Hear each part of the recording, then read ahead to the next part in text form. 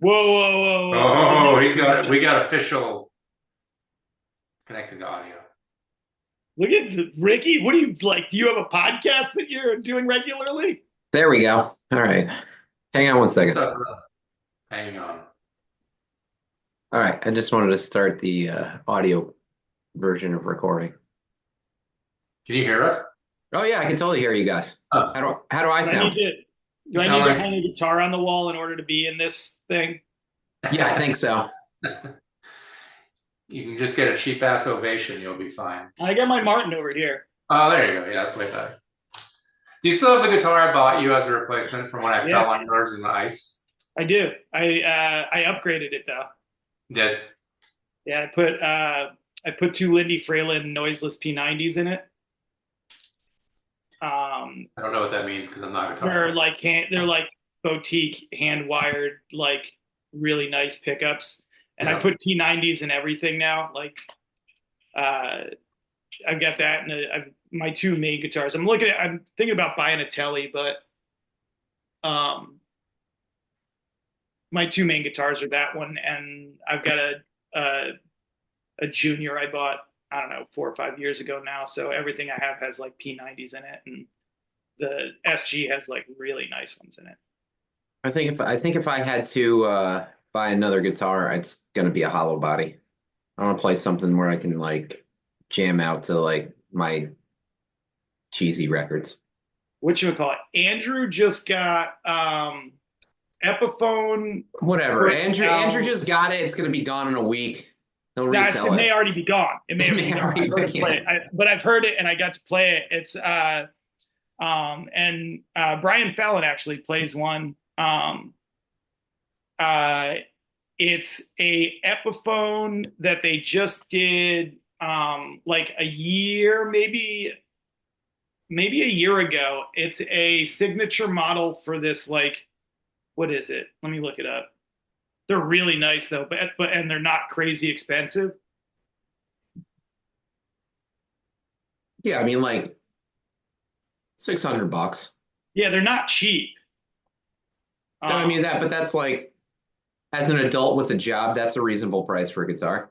yeah, I don't like. I'm thinking about buying one of the Fender just put out the Player Two series. Hmm. Um, and I'm thinking about picking up one of the tellies from that series because they're not crazy expensive. I can get them like you can get them on Reverb for like under $800. That's And yeah, that's reasonable for a Fender branded guitar. let me see if I can find what is her name. Do you ever use Sweetwater music? I've had good Yeah, experiences. yeah, actually I did. I just bought you can't see it over here on the floor, but I just bought a 200-watt Ampeg mini head unit. Oh, did you buy one of those for your bass? Yeah, check this thing. I just saw those. This Zoom call is brought to you by Sweetwater Sound, and One of these things. These it's Oh, that fucking thing's yeah, those are cool. it sounds fucking rad. I love it. I got it in like April and already put probably, 100 hours on it. But my big thing is I got to build some kind of cab. I think I was talking to you about this at the MS If you benefit, want, Kyle. I got yeah. You said you were gonna do it like a side by side guitar bass cab. Yeah, yeah, yeah, yeah. So that I could have my Mesa and my Ampeg now hooked up to the same You need cab. a And if you need a cabinet for it, I got Dave's fucking crate bass cabinet in my garage. the 4x10 or the Yeah, oh, I was gonna say or that. Oh no, I think he sold the 1x15. no, it's a 4x10. Yeah, yeah. The one that Well, had the so the no, one no, that had no. the metal conduits on the side for handles. Yes. So he when he bought that, it actually was a 4x10 and it had a 1x15 that it sat on top of. I think he ended up selling the 1x15. Yeah, I have the 4x10, and it's been in my garage long enough now that it's mine. Right, right. Just like my PA system is that guy's at Oh, the impound yard. that's been gone for 2 decades. No, like 15 years, man. that blue guitar in your corner is the same one that you've always had, right? No, we No, lost this that. one is. How old? Oh, Oh yeah, I guess 15 years because we lost that right when we finished the last time we went up there for the United We Sit sessions. Yes. Well, we didn't lose. No, because your car had been in that shop for a little while. Right, but Last, that's where it died. The blue yeah. truck. Is that the blue truck? It died No, at that was it the was the Saturn Saturn. View. That was his plastic car. The one before? Yeah, Yeah. The car was solid plastic. it's not. Everybody lost something with that car. Yeah. One still bitches at me for like shoes that were in there. The PA is what I feel the worst about. It was all really. It was just and with the PA, it wasn't probably the SKB case and the power conditioner. Well, the power amp. Yeah, those were probably the two most valuable things in that whole box. Everything else was garbage. Whatever. I hope you. Matt. It may have ended up in the garbage. Who knows? It may have ended up in the garbage. Who knows? The other blue Les Paul on my wall, I think I got just as like right at the end of 2012, right before we went on the basically right as soon as I stopped playing guitar. Like right as I right when I stopped playing guitar, I decided to buy a studio. No. I bought it, and then playing guitar was not an option anymore. So, yeah. So that was after I left. Because it was me. No. You know what? So if you can see my window back here, let me see if I can point. I don't know. There we go. Right there. Just turn around and point at it. You're in the room. You can see the reflection. It's the Misfits show. I actually played this guitar at the Misfits show. So the Ho Ho Horror Business one. So I had it then. But the one next to that, is that the one you bled all over during Mantham? Yes. Yeah, that's the one I played most of the time. Yeah. Well, I don't know where Dave is, but Dave said he got a call. Yeah. But right. The first few questions. Hi, everybody. If you're watching this and Ricky uploads it to Facebook or whatever. Oh, well, I'm gonna send you the files. I'm gonna put it in our Dropbox shared folder unless you do all the fucking. I decided it was time because really internet. Hey, can I try one thing real quickly? Do it. Because I was thinking like this is gonna need some theme music. So I was debating which TFL song we'd use as theme music. So these are our choices. I'll let you use a Stranger's song real cheap. I already own the rights to this. Can you guys hear it? You can't hear it. It's not coming through. No? Oh. You would have to share your screen and share your sound, I think. Oh, is it Open Letter to Heartache? Oh, man, that would be unbelievable. Okay, hang on. You have it.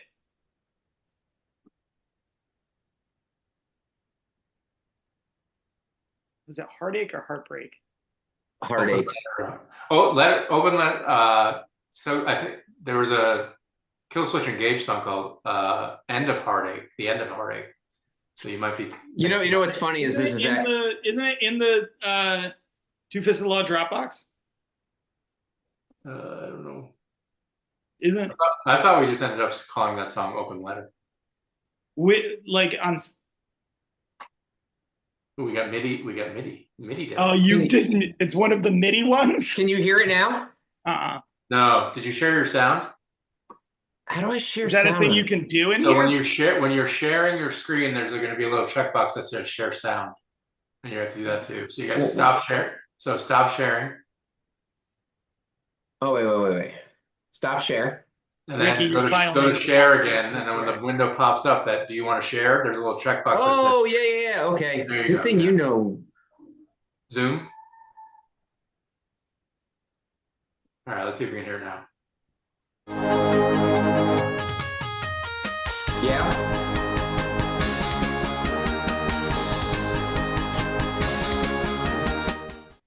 Can you hear that? It's cutting out. It's cutting out. I can't hear it. It's here. I can hear it fine. Oh. No wrong with me. There's also this one. I can't hear it. Get a better internet connection.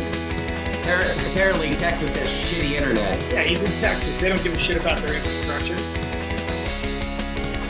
The good news is As long as we'll they have have enough this, shit to put razor wire on the border.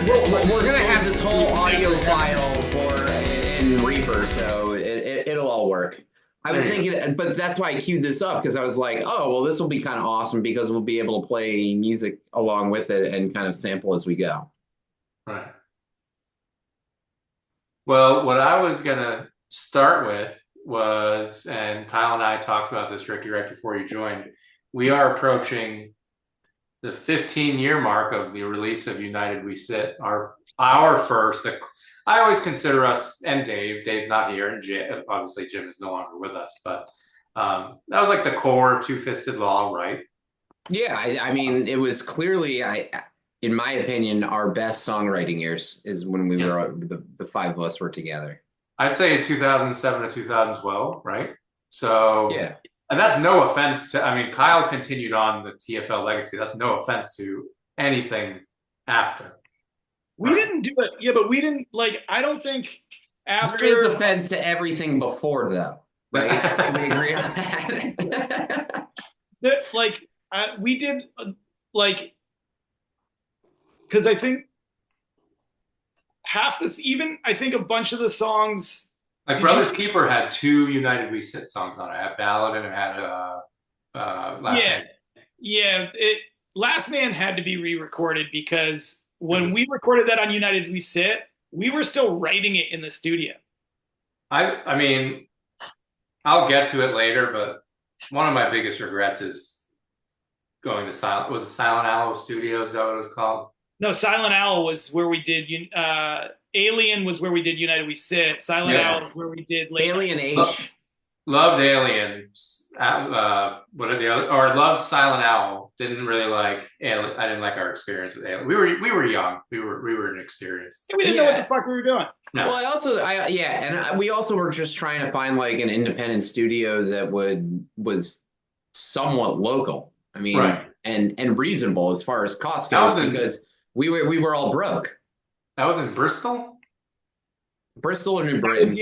Somewhere around there. It was like exit 34 off 84 or something like that, yeah. Here's my take on that. Like, I don't regret it. We definitely didn't get the best product. But like at the time, I don't think we were our best musicians, and particularly in the studio. Like there was a million things that we learned from Alien. And then the other thing that, like, if you remember, like being at Alien got us involved with Sling Slang Records. If we didn't record there, we probably never would have been introduced to those guys. And not that did a whole heck of a lot for us, but it kind of got us like, thinking about what we want if we're going to be on a label or be part of it, or what are the pros and cons? Yeah, there were I think a lot of good that came out of recording there, even if one of them wasn't the record. Right. Like Scott. I think his name was Scott. Scott was lovely. Yeah. He was fine to work with. He was a good dude. I wish he pushed us. Awesome.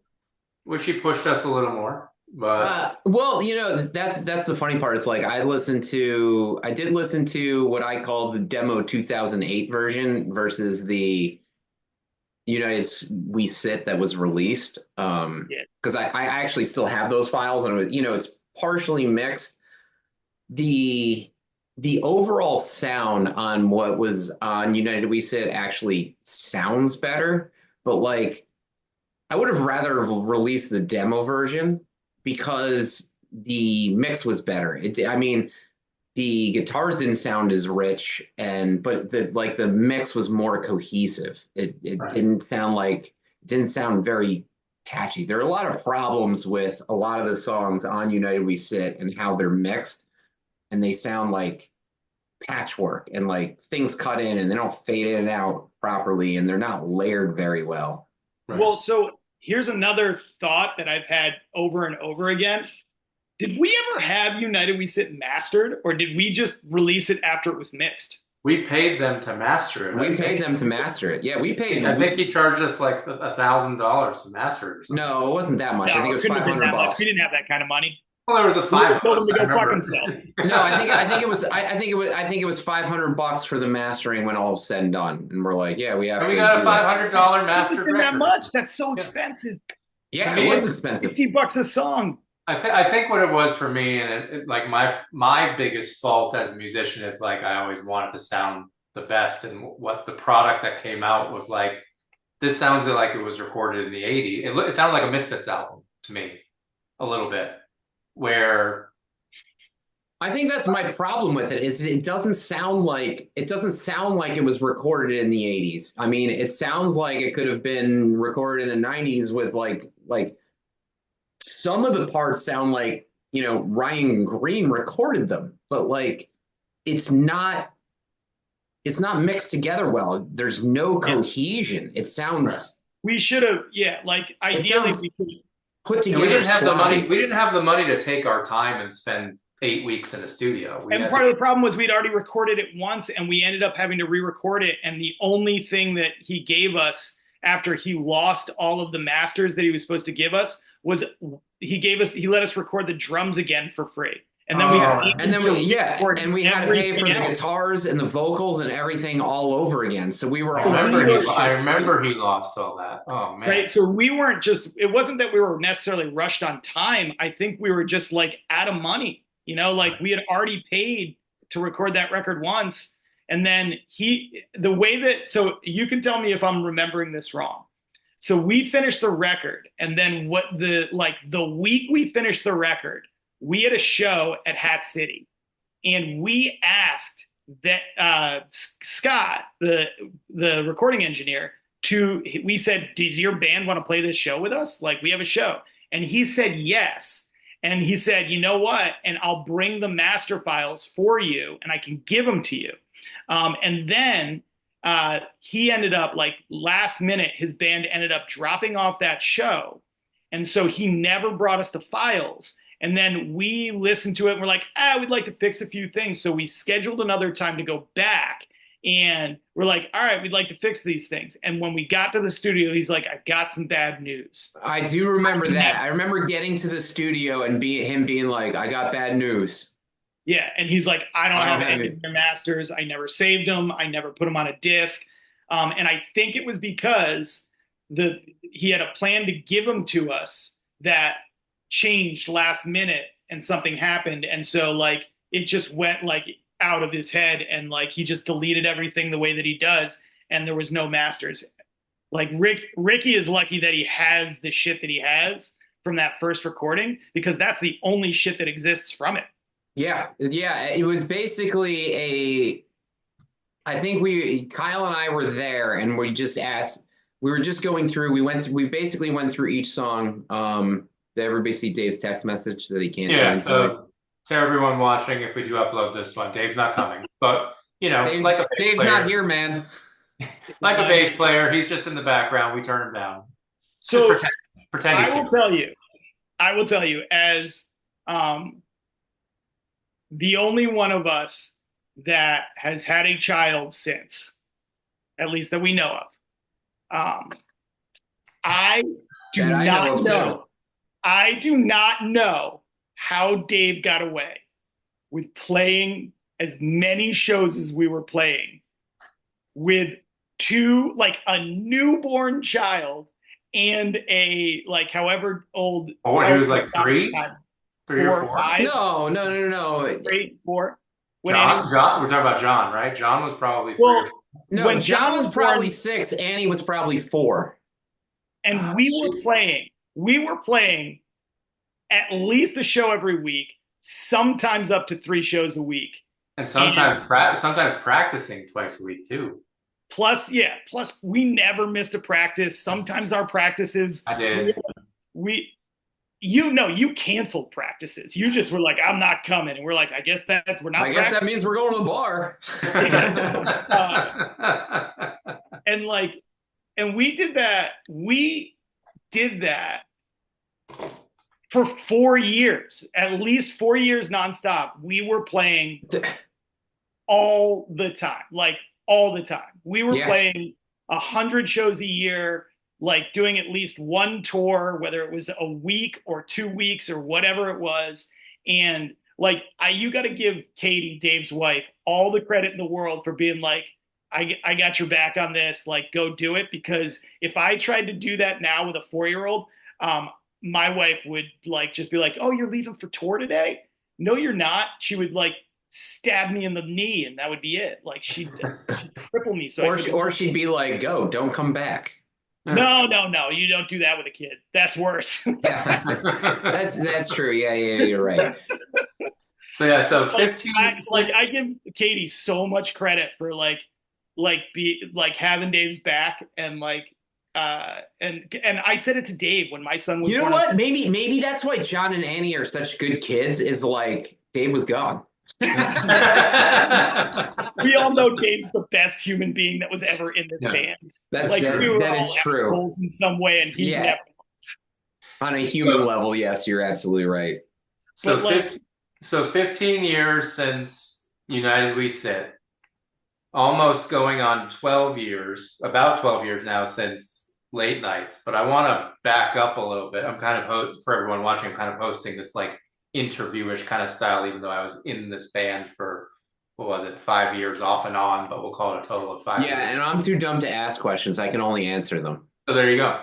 So this question is actually for both of you. Tell me the Hard Earned Ignorance backstory.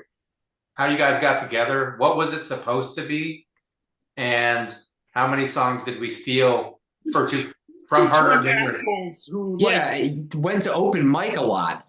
Yeah, because we actually the name Hard Earned Ignorance came from if you want, I'll tell the story. No, go for it, because I have no idea. So Hard Earned Ignorance, the name. So real quick.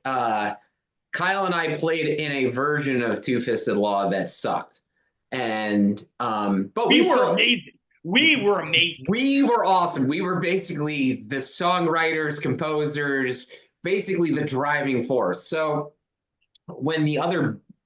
Dave obviously had the children, so he couldn't do as much. So, but the other two boat anchors, Kyle and I just got fucking tired of dealing with them. And we're like, let's write our own songs. And they never wanted to go out and play shows. Never wanted to play shows. Which I mean, I don't know if you've met Kyle and I, but we like to go out and play shows. I can vouch for everybody watching. Kyle and Ricky love to play shows. So Kyle and I just were like, let's fucking do something acoustic, and started going out writing songs and going to open mics. And the name actually came because we would come up with a different name for open mic every single week. And it was always something stupid. And I had this list on my refrigerator. Troy's Bucket was always my favorite. Troy's Bucket. Yeah, but there was already a band called Troy's Bucket. That's why we had to change it. I think Troy's Bucket was the first one. And we're like, there's a band already. We had to change it. I'm wondering if we still went to... I think if we went to myspace.com/Troy's Bucket, we could still find this band.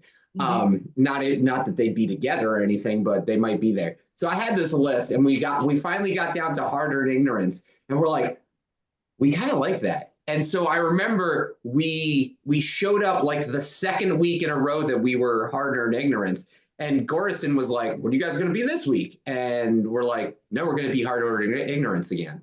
And then it just kind of fucking stuck, and then we started writing more songs. What did we get up to? Like, our EP was like 7 songs or some shit like that. There was like a 4-song version, and then there was like a 7-song version. Yeah, because we would record them we would record the songs in Ricky's bedroom, and then we would like just burn the discs in his bedroom. And Ricky had like a printer where you could print on the discs, and like every single time we tried to use it, Ricky would like come within inches of smashing it. So the other thing that people should know about Ricky is he loves playing shows, and he is somewhat short-tempered. He doesn't like when things don't work the way they're supposed to. You guys were roughly 26. I actually just brought this up with my therapist on Tuesday. like when things that I can't control go wrong. Yeah. So yeah, we had a nice But conversation about it. you were roughly like 26. You were like Yeah, 26 years probably old. somewhere in that neighborhood, Yeah, 25, probably 26. 20. Because when I Well, joined in 20, I'd '07, probably say 23, 24 for me. because when I joined in '07, you got at least, I think it was Kyle at least was on the verge of 30. Like I remember Kyle's In 30th '07, birthday is yeah, Yeah, when he's you I he, turned 30 in '07. did you propose to Nicole at 30? no. 31. I think I was 31. No, you proposed to Nicole before we went to the first South South by. by Southwest. Yeah. This Because is turning Casey, into like How I Met Your Mother a little bit. yeah, well, Casey bet me that Kyle wasn't gonna propose to Nicole before we went on tour, and Kyle had already told me he bought the ring, and I bet Casey a Star Wars tattoo, and he never came good on it. We did. Casey, if you're watching this, So Star Wars tattoo. you owe Ricky a tattoo. We used to we just kept adding to this. We had an EP. It was called All Victims Go to Heaven, right? What's the Yep. name of it? And Ricky eventually got so fed up with trying to print on these CDs that we would just like draw pictures on them. So Oh like yeah, there was a whole run where it was just it was just draw hand drawn. things that you would do that were stupid. So there was like one that was like a fork in an outlet.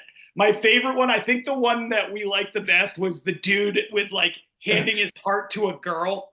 Like, Oh yes, that like, ended up. I think we ended up making that actually part of the artwork. Like we drew yeah, it and then like, printed it and later. so yeah, we had an EP that changed every time we had a new song because we'd put a new song. We just add it and like burn it ourselves and like I forgot about sell it. that. Like we'd go.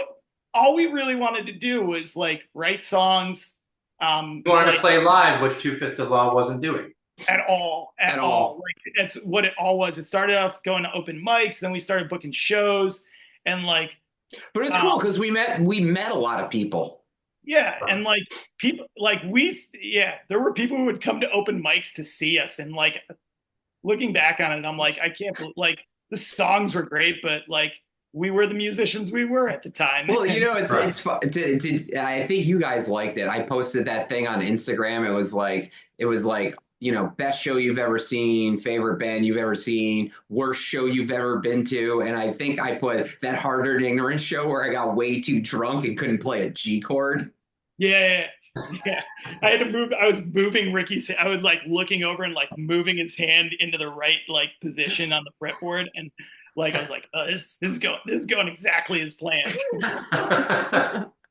So They're Two always Fist, like that. Like there are like I don't know if like we had what you might call substance abuse issues. Yeah. I think fine. but there also They didn't get was. better as Two Fisted Law. Like Yeah, I mean, but I think the ethos of like having fun and like enjoying what you're doing was a huge part of Harder Than Ignorance, and yeah, like when we got rid of certain people yeah, and brought other people, i.e., you and Jim in, um, I think we wanted to like keep that spirit alive. Like that's what we loved. We loved creating and performing, and right? it was Because I came in from what I know.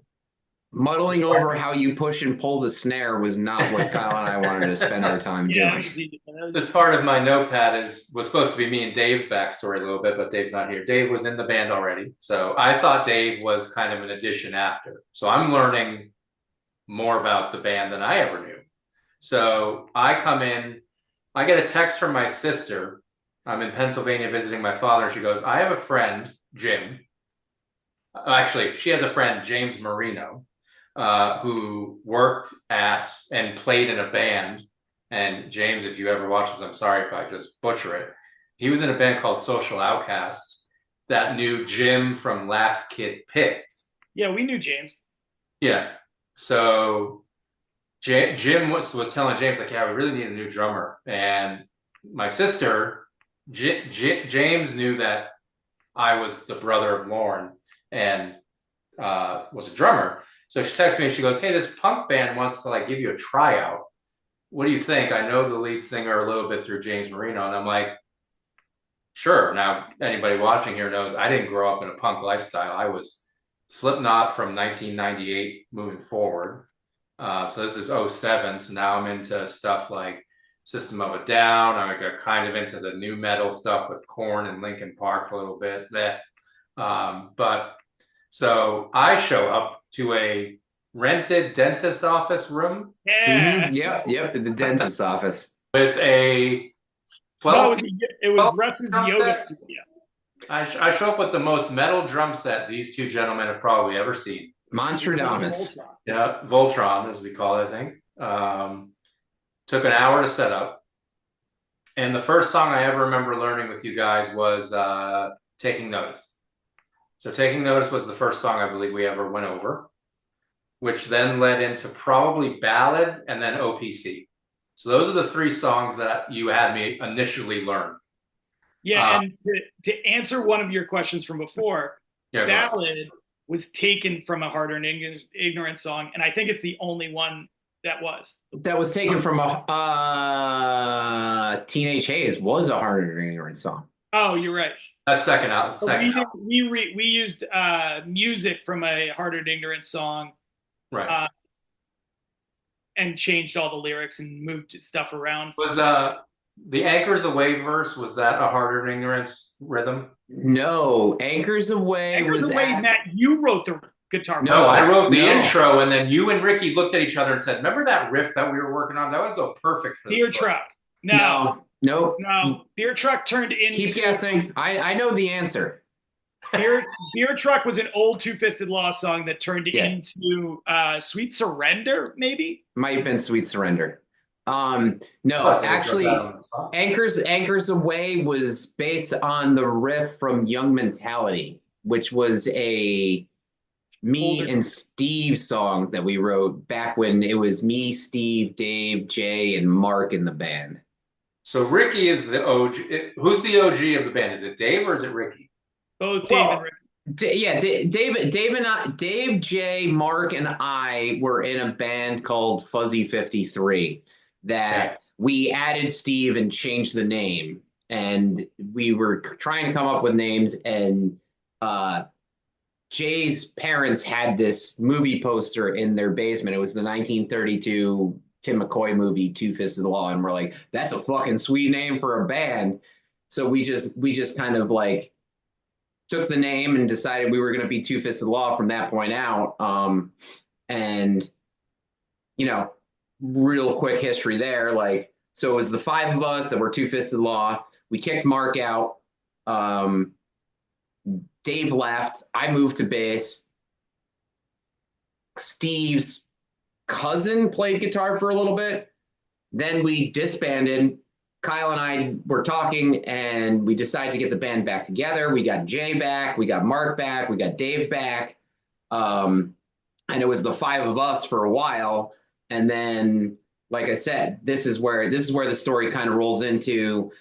Kyle and I wanted to go out and play shows. Dave was very busy. Mark and Jay did not. So we cut that dead weight and brought in you and Jim.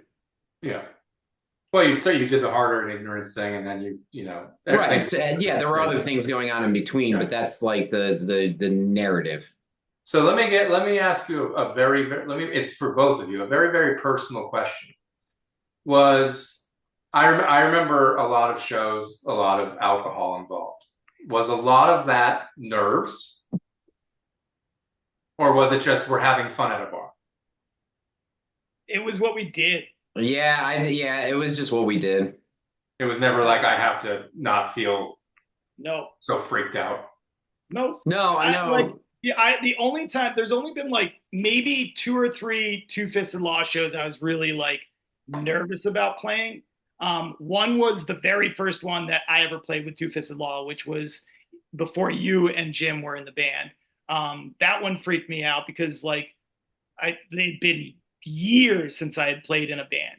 Like it was like when I was in high school was the last time I was actually in a band. So like I was freaked out at that one. And the only other one that like was the Ho Ho Horror Business show with the Misfits and the Reverend Horton Heat, where like I felt like this was the biggest show with the biggest lineup that we were gonna that we could be on. It was like a sold out show at the Chance, and that's the only other time I really was ever like, holy shit. I got Um, close. The Chance has closed now, right? yes, it's gone. Yeah. Yeah. But like I don't know.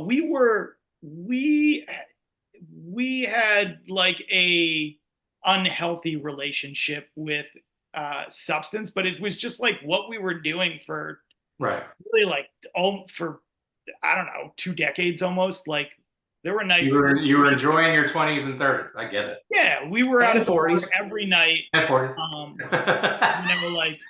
Like everybody would just like when self like you know we would all just message and be like, where are we meeting? And then like if it was Thursday, Friday, Saturday, or Sunday, we were all definitely going out. And if somebody was really in the mood Monday, Tuesday, or Wednesday, we went out. Like we were just going Yeah. out every night. And it also part of it was because like we lived in an incredible music scene at the time. Like Danbury was like Man, '07 Danbury, you had Hat City, you had Cousin Larry's, you had Monkey the Bar, Yeah, the you ballroom. could go out on Jam, a Monday night and enjoy some live Empress, music. Yeah. Empress or Heirloom. Yeah, Empress. And Yeah. and here's the thing, like every you we there were months like the way that we built a following, most people would call us either assholes or idiots because what we did, there were months where we played Danbury 3 times. Danbury, not like the Danbury area, like within blocks, we played the same town 3 times. But Danbury at the time, like you could have 7 shows happening in the various venues in Danbury that are all within walking distance of each other at any given time, and they were all packed. And like if we had a set at 11 o'clock and we knew that Tractor Flip was playing at a different bar at an hour before us, we would go catch that show, make it back to our show. Like we might be playing a show in one venue and going to 2 other venues that night to see other bands we wanted to see. So like it wasn't necessarily that we were just terrible drunks, and No, which I wasn't to a into. degree we were. No, it was just But like it like was a lifestyle. there was Yeah. a scene, there was a scene to be involved in, to engage with, and like it was all happening in dive bars and shit. So like so like you went out on a Thursday night if your boys' bands were playing and you had 14 beers. Yeah, Yeah. and you knew the bartenders. I always surprised myself that I wasn't as much into alcohol as everybody else in my life. Having anxiety and being medicated for it, and then choosing the one instrument where if you fuck up, like everybody's gonna hear it. Like bass player, guitar player, lead singer, you can change the words, you can miss a note, you can just, whatever it, palm mute it if you're like, I don't know what we're okay, I'm back. Drummer, if you just mess up, everybody's like, what the hell was that? Right. So weird choice in terms of that. I was definitely Yeah, it's because it's weird because there are these dive bars. It's not like we're playing with the best monitors and the best right. sound. Like the one thing I can hear my guitar and I can hear the drums. So Right. As long as I know I'm with the drums, everybody else should be okay. Right. And like if you lose the drums at any point, it's like we're derailed. Yeah. And there were times where we did the Johnny Cash cover, Folsom Prison, where we did Last Man Standing. And when we came in and Jim's trying to sing, and he's looking back at me like, we're not even close to being on the same page. That happened the most with those 2 songs. Yeah, it happened the most with those 2 songs. But yeah, that first City Ale House show that we did, so this, to my memory, I joined in July. After a single practice, I remember meeting Ricky first. Then Kyle showed up. Everybody showed up. A guy, I don't remember his name, and we can keep him nameless. He had to like pick up his drum set that night. And it was really weird. Steve? No, he didn't pick him up. He didn't pick him up. Steve actually, I had those in my garage for a little while. Oh yeah, and he just like showed up, and he was like, yeah, he showed up. I remember, and you guys were like, yeah, this is Matt. He might be on here. He's like, oh, what's up? And I'm like, hey, how's it going? And then yeah, I don't think he took his drums though, because they no, ended up in my he just garage. hung out for a bit and left. But we had that first show, the first City Ale House show, I was not 21 yet, so I think it was September. So we're also now probably right on track for 17 years since my first Two Fisted Law show live ever with you guys. I think we only had 5 songs, to be honest with you. I think we had Taking Notice. I think we had Drunken Pedestrian by that point. Yep. I think we had OPC. I think we had, oh God, what's the We one? probably had Ice Fight. Ice Fight, and then we had the one where Kyle was. What's that one? Good Religion. No, Good Religion. Oh yeah. I think Good Religion was the 5th one, and that was it. But that like. You didn't have Blue Collar by that point? No, Blue Collar was later. I was not about to like start writing shit when I first joined the band. Yeah, that's true. Yeah, we actually wrote Blue Collar, or Matt kind of like brought us along. Just the intro. Yeah, but I think we did that. We had already at that point we had already lost the practice space at the dentist office yoga studio. Blue Collar was written in Philly. Yoga was written at my condo. It was inconvenient. There was one time we had to break in. Yeah, yes. And then I really. Well, that's why you don't put the hinges on the outside of the door. Yeah. For all you construction people out there, novel advice. I remember just wanting like this kind of stadium rock intro kind of song, and that's like Deephead's intro as well was something I came to you guys and I was like, what do you think? Just like this, like this huge build up into a whatever. And, so that became that. And then first show, September, I had to get a wristband because I wasn't allowed to drink. And probably working at CVS part-time at the time. And then from there, October came, turned 21, started drinking beer. So thank you very much. Like I enjoy Miller Lite every now and then. Pretty good. But from there, I mean, I just remember so this kind of leads to my next question, which is going to be like, what was your favorite venue in Danbury? Larry's? Yeah, Larry's. It had to be Larry's. Larry's in the Ale House I love. Probably Larry's at a better stage and a better crowd, but everything had a great crowd then. Like, it wasn't necessarily the crowd, but like... I'm surprised we're not saying the Empress or now no Heirloom. Awesome. Amazing place. Like, Jay and Chris, amazing. Like, supporters of the scene. I mean, the ISW shows at the Heirloom were fucking unbelievable. Yeah, but if you got to pick one, it's Larry's. It was. I think our second show was at the Monkey. Whatever was before the Monkey Bar was. I want to say it started with Liquid Lounge or something like that. No, what? Yeah, we don't know, but that was like the second show I think I ever played with you guys. Well, I'll tell you. Like, here's the thing about Larry's. So Tony Iacobellis, when we were like really playing a lot, Tony Iacobellis was the booker at Larry's. And he did the Sub Rosa party.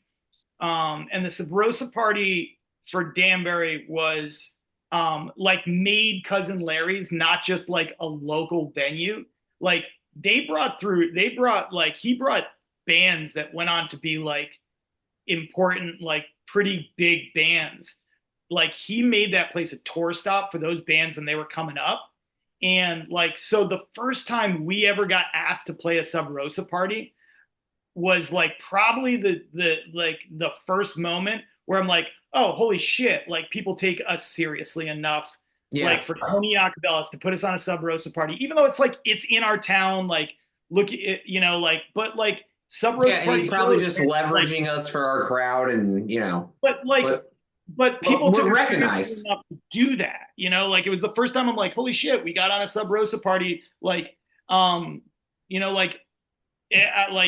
like Larry's for me is the spot. And like when we would need to like have a sick show, when somebody asked us for like a tour stop or something, Larry's was always the first place we asked. Tony was always the first person that we hit up because we knew like Larry's was where people went to like see bands like ours.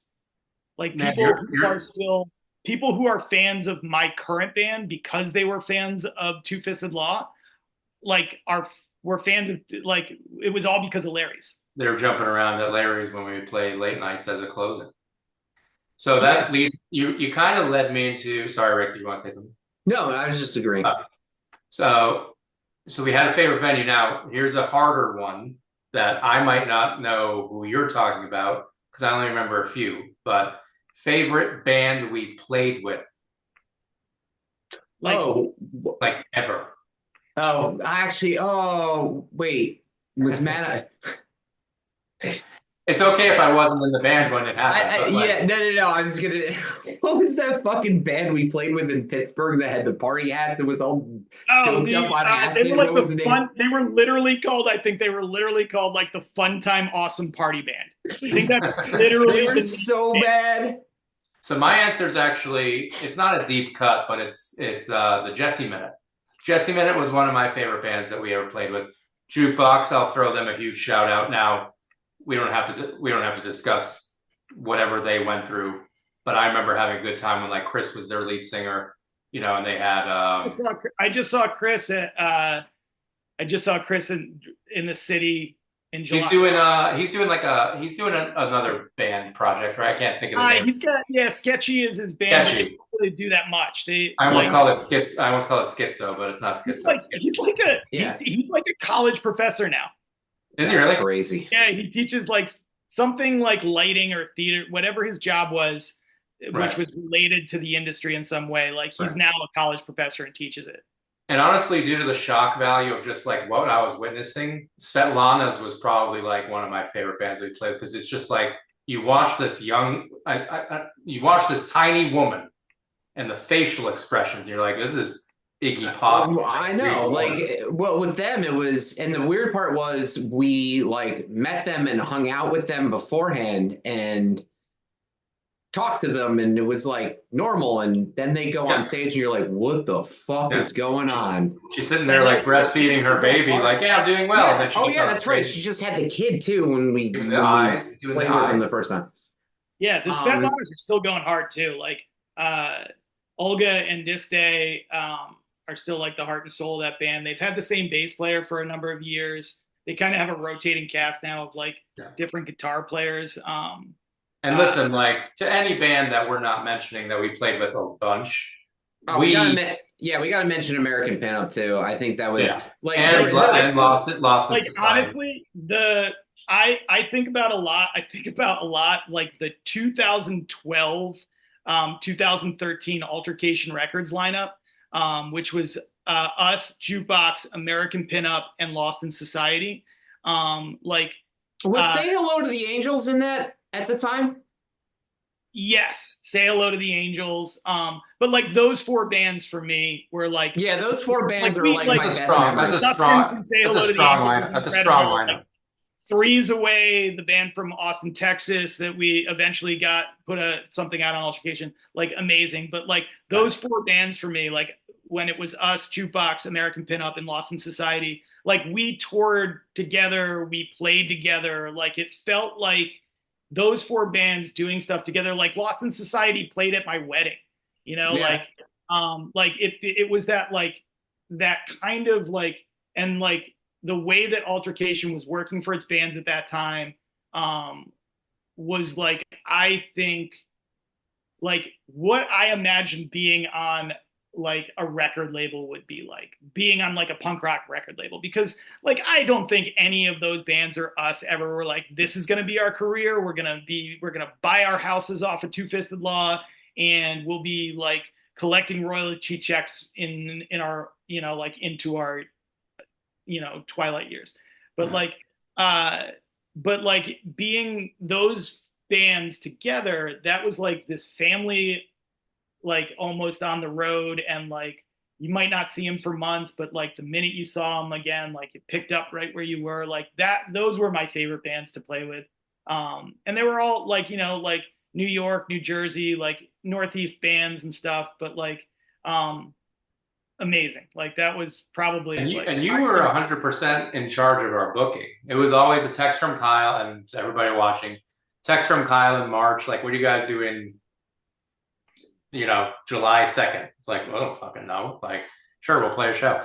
But you never really booked us in a place where like I think only like we closed that New York City bar down once. They just let like because the band before us sounded like Coldplay, and it was like this might be rough.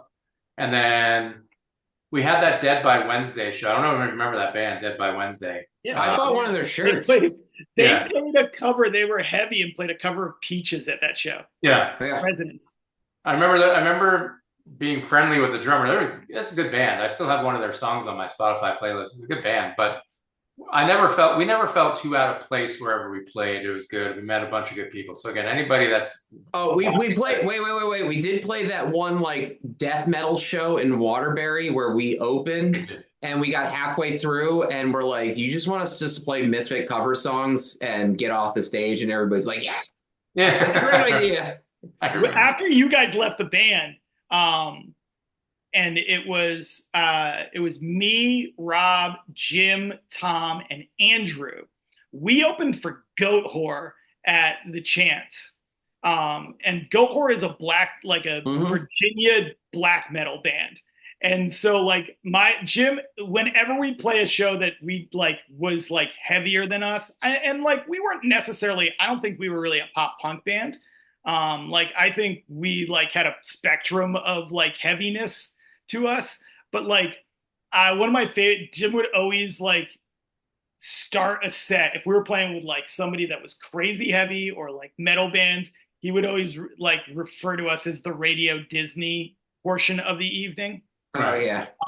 And like he's used that line a lot because we used to play tons of like and when we played with Goat Whore, we sold more merch at the Goat Whore show because like we were the palate cleanser. It was all like black metal bands and then us. And like people were like, "Oh, that was like really relaxing." I'm like, "Okay, like all right, yeah." Like we'll take it. We sold a ton of shit. So I made a list of my top 5, what I think were our top 5 best written songs. And I've ordered them 1 through 5, and we're going to argue about them. Ricky, Ricky. How many of them do you think would be on my top 5? How many of them do you think Matt was the primary writer on? I would say 3 out of 5. 3 out of 5. Oh, you are not correct. I don't think you're correct. I was never the primary writer on I had like parts, but okay. So number 1 might surprise you, but this is my favorite Two Fisted Law song of all time. I think is Ice Fight. Ice Fight is my favorite Two Fisted Law song that we ever wrote. So it's a weird pick. I understand because we had more popular songs. Right? Ice Fight was pretty popular. I mean, really, when we were like in that first generation of doing United We Sit stuff before Late Nights and Bar Fights came out, Ice Fight had a lot of traction. Like that was. I love the chorus in that song, and it gets stuck in your head. I think it's one of the better choruses that Jim ever wrote as a lyricist. And it was fun as shit to play, right? Because it was different tempo, it was different beats. It was halftime beat, then like the really fast punk beat, then Me by Myself a little bit. So it's a little selfish because it's like Me by Myself a little bit. So you know, like that was a riff I had written for Steve and Mark and Jay, and Mark was like, "I can't sing anything to this," and so it just fucking sat on the back burner. And you know, and then Kyle added that lead that was like unbelievable that went along with it, and it was, you know, all of a sudden that riff had traction, and it was fun to play. Yeah, no, for sure. So Ice Fight is number 1. Number 2 kind of fits with what Kyle said. I think Anchors Away is is probably the second best song we ever wrote. Anchors Away was always fun to play. Yeah, like Anchors Away. Number 3 is probably Drunken Pedestrian because of the energy the crowd gave you during that song. That was our closer for a long. That was our closer until we wrote Late Nights. Yeah, I mean, it almost became our opener when we made Late Nights. Like we thought about opening that song. Remember the time we tried to do the giant drum intro? Yeah, it was so bad. We had it in practice. There is a video of us at Billy Baloney's doing the giant. It's the only time we ever did it because like we had it in practice and then we tried to do it at Billy Baloney's and we were just like, we didn't know where to start. Like it, No. Wasn't that also the show we had played a show at the Heirloom earlier that day, and then we had to play this? We had to play a Probably. second time to Billy Baloney's. yeah, the We did number of times multiple. we did double duty Yeah, we in did multiple January, show like times a lot. So that was number 3. So we have Ice Fight, Anchors Away, Drunken Pedestrian. Make notes because I'm going to ask you maybe what your top 5 is. Number 4 is Last Man Standing because it was completely different than anything we really wrote.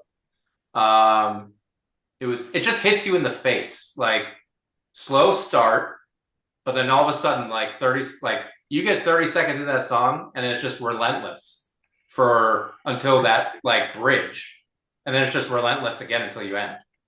So we didn't write a lot of that stuff. A lot of our stuff was, in my opinion, you could be viewed as like it was kind of A B A B C A B A C like whatever. Mm-hmm. This was just like a lot of like A B the whole time, and it was just like it was one of my other favorite songs played. I mean, it kicked the shit out of me as a drummer. we used to when Tom would do it, we'd have to pick where it was going in the set. Yeah. Like you couldn't put like that and what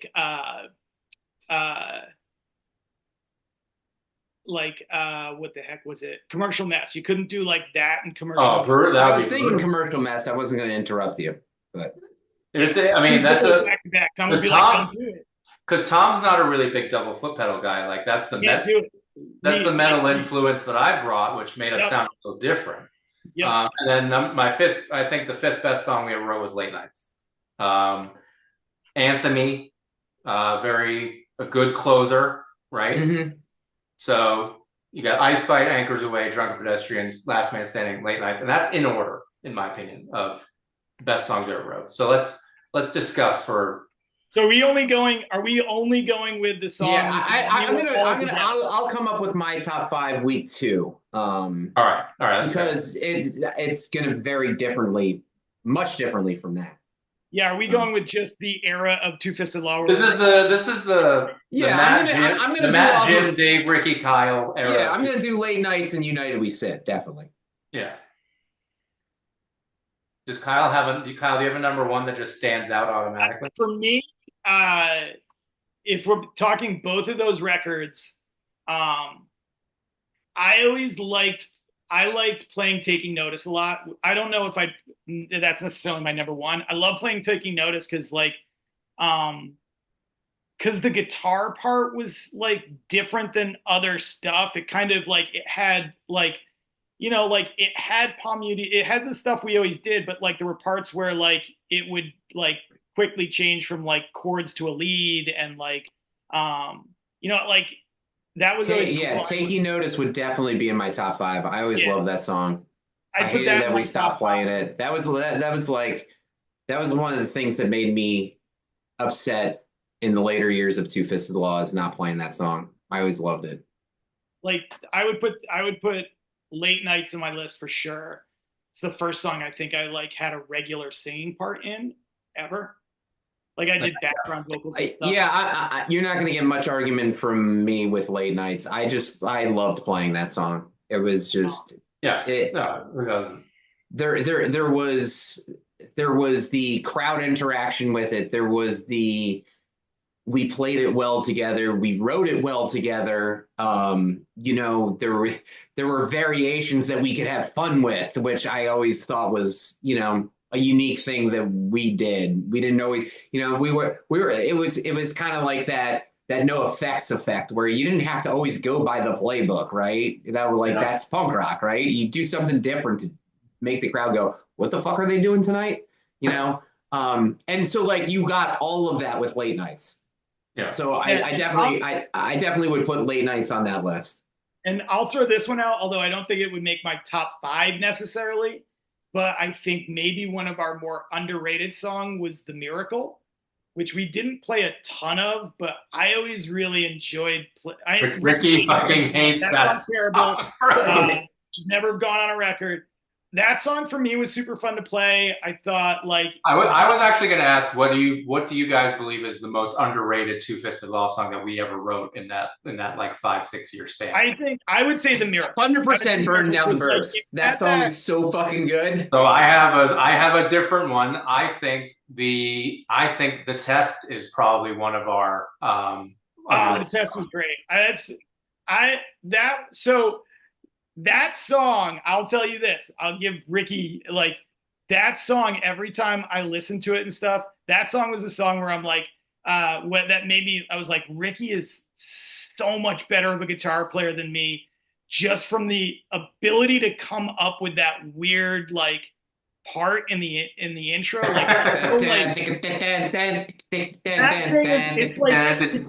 that thing is it's weird. It's weird in the best possible way because it's not necessarily like it's like there's nothing else we had that was like that. It was super cool. Like But like um, that was my thing as a guitar, and I mentioned it briefly with Ice Fight. Like I would have these. I like the joke with Taking Notice was it was the song that wrote itself in 5 minutes, right? It was the only one that I actually started and like kind of had multiple parts to.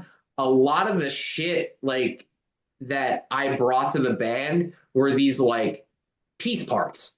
And it really took, you and Kyle and Jim and Dave and the rest of you guys to like finish them and put them together and like, oh, we could use it doing this, we could use it doing that. And, like that riff for the test, was nothing. And even when we got together in 2000 during COVID, I had the song for Joey Cape, right? I mean, we could like coda that onto this series, but like that was just that weird rhythm that I came up with. It wasn't like I don't think I ever brought anything to the table that was complete. but that's how we wrote. Which is Like good though. I mean, that's how you like write. I think that's how you write. Right? that's how we always wrote though. Like when it was the five of us, like someone would be like, I got this riff. Like even when I brought uh